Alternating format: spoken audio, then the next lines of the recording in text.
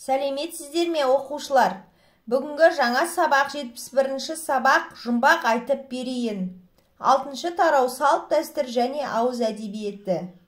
Жұмбақ бір зат немесе құбылыстың тұспалдап сипатталуы.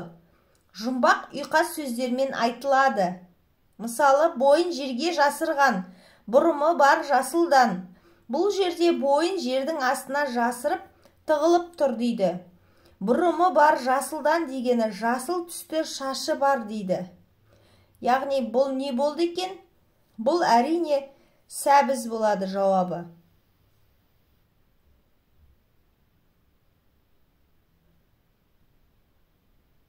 Метаграмма сөз ішіндегі бір әріпті басқа әріппен ауыстыру арқылы жаңа сөз жасау. 3-ші жаттығу. Бұдан егер бастасаң, адам болам малы көп. Бұны сызып тастасаң, ойла көктің сәні деп. Бұны егер бастасаң, туысыңмын ардақты. Бұны сызып тастасаң, бола қалам салмақты. 1-ші шумақта бұдан егер бастасаң, адам болам малы көп дейді. Яғни малы көп адамды кім дейді? Ауқатты бай адам дейді. Бұл жерде шешуі бай сөзі десек, осы бұны сызып тастасаң, ойла көктің сәні деп. Яғни бай сөзінен бұ әріпін алып тастасақ, ай сөзі шығады. Сәйкесінше ай көктің аспанның сәні емес пе?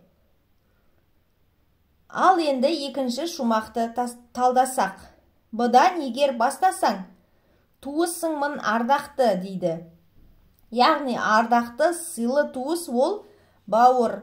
Бауыр деген бір ата-анадан туған аға, әпке, іні, қарындас, сіңліні айтады.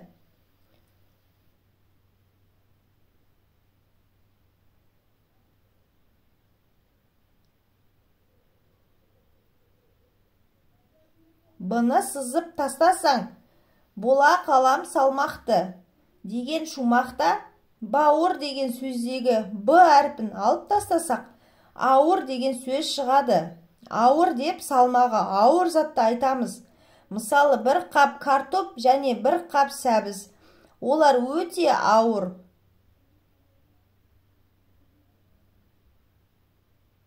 Видео ұнаса, тіркеліп, достарымызды шақырайық.